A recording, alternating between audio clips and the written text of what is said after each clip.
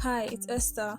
Whether this is your first episode or you've been listening for a while, could you do me a quick favor and hit the follow button on Spotify or the subscribe button on YouTube if you're listening there? It really helps to boost visibility so Life Weekly can reach new listeners, and it also makes sure that you never miss an episode. Now that you've done that, you can enjoy today's episode. Bye. Nobody is going to even try and gaslight me with my prayer life because of tomatoes. I was like, no, I'm never going to fall for this. Life Weekly with I feel Esther like such a Amos. Big babe right now. I am on Spotify. It's was not a funny and state sad at the of same time. flow that I haven't been in years. The last time I experienced that kind of flow was in Nothing else 2023. mattered to me at that point. Let's get into this episode. Hi, and welcome to today's episode. I hope you're doing well and you're drinking more water than you usually would because it's extremely hot in Nigeria right now. And I'm also excited to be recording this weekend because I could not last week. I was knackered. Oh god. Lab work has been a lot. Before I get to that, every time I'm unable to record, I'm reminded of how much I enjoy recording every weekend. And so I'm happy to be here today. Now back to what kept me away. That work has been intense. I knew I was going to be work, but I didn't know it was going to be this much. So I had to get my tomatoes first of all. I had to store them. And oh, the craziest thing happened with my tomatoes. I posted this on my IG story 2 weeks ago after getting the tomatoes. And I distributed them in the various materials where I was supposed to keep them. And on which day? I just randomly went to check my tomatoes. Oh no, not random. Randomly. I was going to the lab every day and I was going to do some lab analysis for some chemical and physical properties in different labs. And so I went to check and the lab tech was like, oh, that she didn't want to tell me, but rats ate some of my rats ate. So let me speak it in English. Some of my tomatoes were damaged by rodents. Yes. And I just sat down. You know when you hear like some news and you're just like, what can I do? I just sat down. I was just looking at her and looking at the books. And thankfully, I found a solution. I just distributed some tomatoes from the other materials into the one that was damaged, and I carried on with my experiment. And then before I even did that, my other supervisor was now talking to me on the phone. She was asking me what are we going to do, and I'm like, Ma, this is the lab that is meant to be safe. Why are you asking me what we are supposed to do? And then she even went ahead to say that, oh, am I praying at all? Because rodents, rodents attacked my tomatoes. She was like, are you even praying at all? And I was like, eh? I didn't say it, sure. But when I heard that, I was like, nobody is going to even try and gaslight me with my prayer life because of tomatoes. I was like, no, I'm never going to fall for this. And I just heard it. It entered one ear, came out of the other one. So when things like this happen most times, the first thing people usually question, religious people, is your prayer life. I know and I understand and believe that yes, there are forces that we cannot see that control a lot of things. But for that lab incident, how I was just like, wait, how is my prayer going to prevent rodents from attacking it? Yes, my prayer could have, I guess. That very moment, I was just very confused about many things. I'm like, wait, how? Why did she have to just bring up my prayer life? For rodents that were not my fault, rodents that were already in the lab. So my prayer would have sent them away, probably. But yeah, I didn't let it really disturb me like that because I was just tired. So I just arranged everything and had to go to the is it biochem lab? I went to one lab to study analysis and I could not because I had to source for materials first that I needed and arranging everything before I officially now started. I don't remember the day, but I finally did one And then I got back to my room, that I realized that I had been standing all day. And it's not that there were no seats in the lab. There were seats, but it didn't occur to me that I could sit down. And all those things just made that week very tiring for me. And on Saturday, I rested. I just had to rest. I just had to rest. I was mentally exhausted, physically exhausted, everything, every fiber of my being was tired. And sometimes I'm like giving myself pep talk that no, that shouldn't be an excuse, but ah, you can't really give your best in a state of tiredness. But I'm happy I was able to rest this weekend because I finished lab work earlier on Friday. And also, I have recently been in conflict with my hair. So what even happened? I made my hair and it's my hair is natural 4C and it has a tendency to get rough on time. You can make your hair now, or I can make my hair now, and after 2 weeks, it's already old. I have to make another one. And it's just very tiring because sitting, oh God, let me not even talk about the making process. Sitting down to make your 4C natural hair, the pain, the time it would take, everything was just tiring me. And I was thinking of what to do. And I ended up watching many YouTube videos of relaxed of relaxed hair routine. And somebody in one of the videos was like, "Oh, if you are switching from natural to relax, that doesn't mean you will not work." And I'm like, work that I'm running away from because natural hair, you have to take care of it. You need to get products to take care of your natural hair. And so it has been a while since I bought products specifically for my natural hair. I used to do that a lot. Hey, you see me in the early years, not early years, I've always been a natural hair girl. But when I intentionally started taking care of my hair was during COVID time. Yeah, trying to occupy myself with something. And from that time till when, I don't know when I started neglecting it, but from that time till then, I used to have products for this. Oh, my wash day used to take time and I used to be so happy. And I was like, okay, instead of thinking of how to run, let me just get new products and start taking care of it again. Because in the long run, it's actually more beneficial because it's on my head where I can't run from it except I want to go bald. And I'm not planning to do that anytime soon. Maybe I will for, oh no, I don't think I want to go bald, even for experimental purposes. I don't think so. So yeah, maybe in the coming weeks I'll fall in love with my natural hair again. And another thing I've been thinking of this week was delivery fee. I don't know if I said it in previous episode that I've been trying to get some creator tools, lights and stands. What did I even end up getting? I know I got this LED light and a phone stand, a longer one. And these people from Lagos, they were selling it. Then when it came for delivery discussion, all the things they were saying was just sounding like French.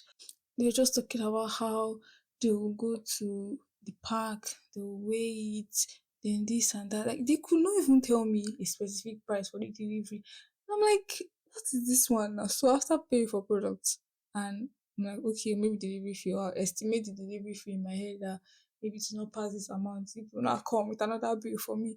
Like just go and do everything. They were like, no, it's me that'll have to negotiate with the delivery company. They'll call me this and that. I was like, you know what? Very fine and okay. I just left them. I went to look for someone that was closer to me because I didn't have time for stress. So I want to ask tech bros, what are we going to do about delivery? Is it even a tech problem? What can we do about delivery fees? How can we make delivery more seamless? I've been thinking about this thing ever since I became aware of tech products or aware of the problem. And there was one time I came up with a solution and I was discussing it with one of my developer friends, but we haven't gotten back or we have not gone back to the idea recently. But yeah, delivery fees are a lot and there's even a tweet I saw that delivery fee is the final test to see if I really want something, and it's true. And I was ranting, I didn't really rant, but I just spoke up about it on my Instagram. Someone texted me that she wanted to get a dress, and the dress was between 40 and 45K, but the delivery fee was 70. The delivery fee was 70K. And she was like, delivery fee is more than the amount of the dress. And I'm like, no. Delivery fee has made businesses lose many customers, to be honest. And I'm still thinking of a way to make delivery more seamless. I'm still going to think about it. I must come up with a solution. It's too much at this point. And I finally found someone that was closer to me and I was able to order. And it came 2 days after also. Yeah, it came 2 days after. And it came with a gift. I was surprised. I was scared when I first saw it. I was scared. I was like, who should not put someone's order here by mistake? But I was like, this woman doesn't sell this thing now. So obviously, to be here on purpose. So I texted her and I was like, oh, I saw this in my order when it came. And she was like, oh, it's a gift. I was like, oh, thank you. That was very surprising, but it was cute. It was a basket of pegs. The basket's really cute. And I've used the basket for something else because why should peg be inside? I also remember talking to my friend about matching parades. You guys remember the matching parades we used to do when we were younger? Especially, this is for me, in my church when I was younger. We used to do it every Children's Day period. Like the week of Children's Day, we used to have this marching parades, to have children's party. That week was just full of activities. And I was just randomly walking. I'm like, wait, why did they do that? So what was the point of marching parades? Where there will be a queen, a king, a princess, and a prince. I've still not found out the reason. But if you're listening to this and you know why we were doing marching parades then, please let me know. Send me a DM. Because to what end? My parents would have used that time to be teaching me tech, coding or something. That would have been a software engineer by like 17 and be building cool products. Hi! I don't think they're still doing it because the last time, or I have changed churches. Okay, yes. I've changed church, and before I even changed, I wasn't in the former church as much. 'Cause when I come on holidays, I didn't used to go, just go somewhere else, another church. And I don't think they do that in those other churches. Or the children's department is far from where adults. Adults. But anyway, my birthday's on Wednesday. Wow, adulthood. So yeah, matching parades. Another thing we learn in our childhood that's is entirely useless now. But just comment if you're listening on YouTube. Tell me something that you learned or something that you did a lot in your childhood that is very irrelevant now to you as you're growing up. I would really love to know. So still on this childhood I was also talking to my friend, ranting and lamenting about how we chose courses when we were very young. I've spoken about this thing before and it's still paining me. It's still paining me. Because right now I am very curious about the energy sector and I want to know what it's like working there, even if it's for a week or a month. And I'm still going to take courses to learn more about it, to learn actual skills that will make me useful if I eventually, or when I, because I'm very determined, when I eventually get into an energy field, electricity or oil and gas. And then I was writing about it, and me and my friend were just like, yes, that is true. That why did our parents, why did our parents leave us to decide what to study for 5 years of our life? And the course is going to determine a lot. Because one time I wanted to even apply for internship in I think it was an online gas company. I didn't even see my course on the list. Hi! I was in pain. I was in so much pain. Hell. And then I even know people that are in the energy sector. That's the most painful part. I know people in the energy sector now. Okay, I didn't know them earlier, but I have made or have met some people randomly at some point in my life recently. And then one of them was even asking me after I said, "Oh, I really want to do even if it's my NYSC with an oil and gas company or energy, electricity or oil and gas." And she was like, "Oh, what did you study?" I was too shy. I was too shy to say my course. And the funny thing is that even in this my course, agricultural and biosystems engineering, they teach us general engineering principles too, like mechanical, electricity. We learn about electricity application in farms, still electricity application, but in farms. We learn about hydraulics, and hydraulics is one of the most important thing in oil and gas. Hydraulics and pipe flow. Pipe flow is a course. I think yeah, we did pipe flow like twice in both 400 level and now in my final year. Done pipe flow twice. I've done hydraulics twice. And so I have little understanding of these things. But then the fact that all this knowledge falls under agriculture and biosystem engineering, when they hear it, they're just like, oh, what are you doing here? But luckily, there's only one woman that I met, and she gave me so much hope in the energy sector. She asked me what I studied, and I told her, and she was like, "Oh, okay, you can get into energy, but it might be limited to bioenergy." But I'm like, "No, I'm going to learn any other form of energy to add to this one." But she gave me hope. But that's just one person out of the whole organization and the principles and criteria they have set. So even if I studied, let's say I studied chemical engineering and I don't know anything about it, the fact that I studied chemical engineering will make them even look at me.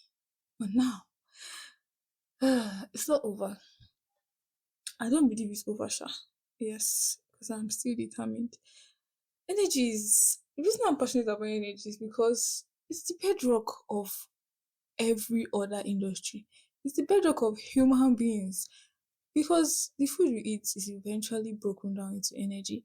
And if you don't have energy, you can't do work, you can't do anything. You can't, even in agriculture, you can't pump water without energy, you can't drive without energy, you can't use mechanized tools without energy.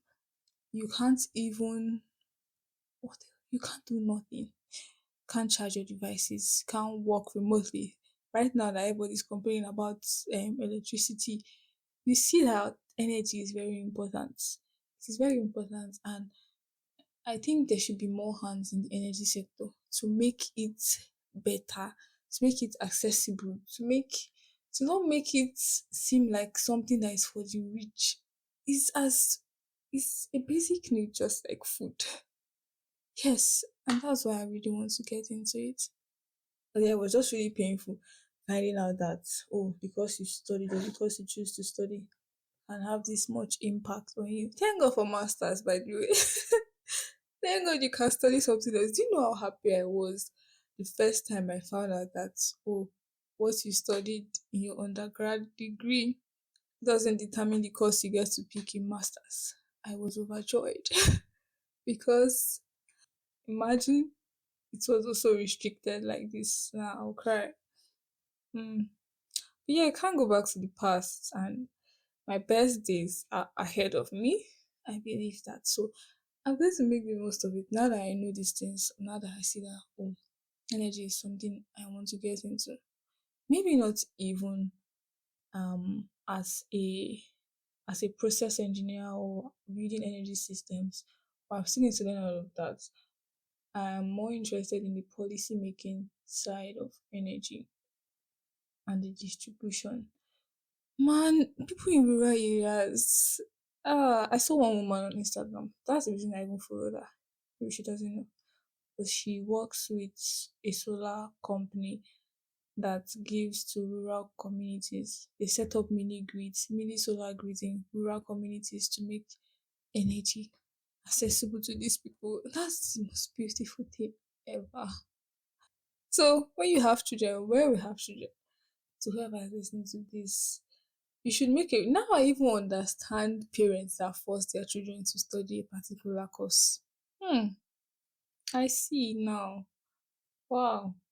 I'm going to do research. Tell my child, make them or my children, make them understand that this is why you need to study this course to make things easier for you. Trust me. And I'll tell them my story. Yeah. And also, I did a, was it a poll? No, it was not a poll. I posted something on my story on Instagram and I asked everyone to either share a photo of their current view or ask me anything. And everybody that shared a photo of their current view were in front of a screen. They were in front of a screen. One was watching a movie, one was on in front of the TV watching YouTube, one was looking at a project, one was looking at a post. Everybody was working on a screen, a laptop screen or a TV screen. And I was like, are we cooked? Or this is us, the life we are living in right now? Normally, if I was, or when I was younger and I had seen this type of post, my current would probably be my friend's face. No, I used to hang out with my friends a lot when I was younger. A whole lot. Every week, I used to go see these people. I was just thinking of how much things have changed, even social relationships. We leverage technology a whole lot to manage relationships. And it's good, yeah, because I have to make do with what we have, but is it really sustainable? I just realized that everyone was in front of their screen, and that's probably the life we're living now. And it's going to continue like that, except you by yourself disrupt your daily routine and leave the screen. Literally leave the screen for a while, go and touch grass, play with your friends. And I highly encourage that. I do that most times. Because even being in front of the screen can be so overwhelming.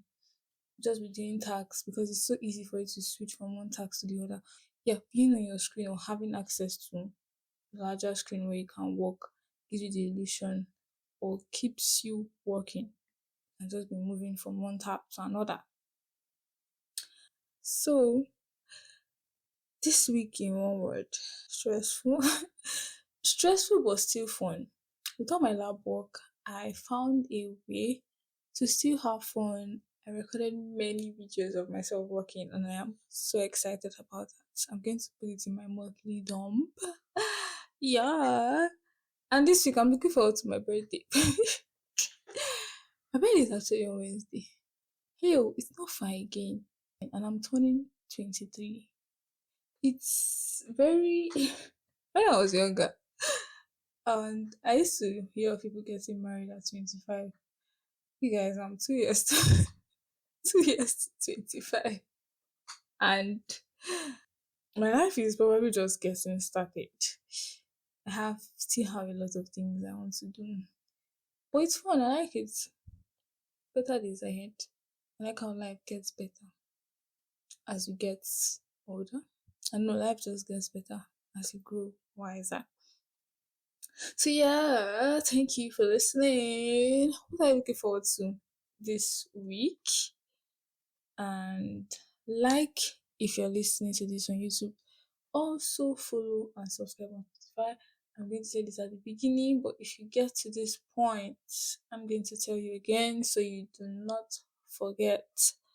Have fun and wish me a happy birthday on Wednesday via my Instagram, the underscore Esther Amos. And where else? That's my username on every social media platform. Yeah, YouTube, X, and Instagram. If you have my number too, you can send me a text. You can also send me a gift if you're up to it. Bye. See you next week.